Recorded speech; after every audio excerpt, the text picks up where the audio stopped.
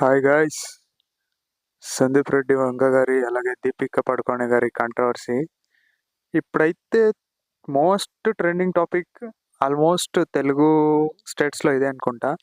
ఎందుకంటే ఎవరినైనా మనం నమ్మి 100% సినిమా స్టోరీ అందులో ఒక డైరెక్టర్ అంటే ఆయనకి మొత్తం ఒక సినిమా స్టోరీనే అయి ఉంటుంది. అలాంటిది సినిమాని లీక్ చేయడం అనేది అది పెద్ద తప్పు. ఓకే, సినిమా చేయలేదు, కుదరలేదు, దాన్ని అంతటితో వదిలేయాలి. కానీ సినిమా స్టోరీ లీక్ చేయడం ఏముందో అదైతే 100% తప్పనే చెప్పచ్చు గైస్. కానీ అక్కడ ఉన్నది ఎవరు? సందీప్ రెడ్డి వంగ.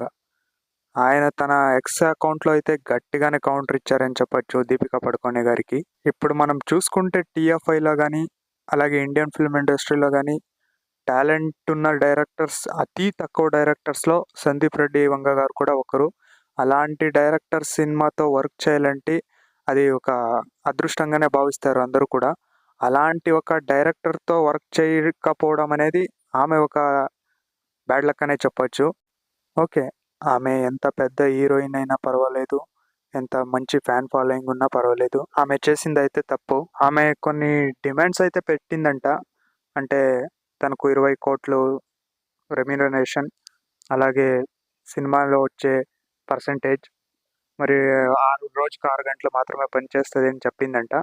ఇవన్నీ కుదరకపోవడంతో సందీప్ రెడ్డి వంగ గారు ఆమెతో డీల్ అయితే క్యాన్సిల్ చేసుకున్నారు. ఇప్పుడు ప్రభాస్కి హీరోయిన్గా అయితే మన యానిమల్ సెకండ్ హీరోయిన్ ఉంది కదా, తృప్తి దిమిరా అని, ఆమెనైతే సెలెక్ట్ చేసుకున్నారు. ఆ అక్క మేబీ బాలీవుడ్ డైరెక్టర్స్ అనుకుందేమో, కానీ మన టాలీవుడ్ సౌత్ డైరెక్టర్ గురించి తెలిసే ఉంటుంది కదా. మన డైరెక్టర్స్తో పెట్టుకుంటే సీన్ సితార్ అయిపోద్ది.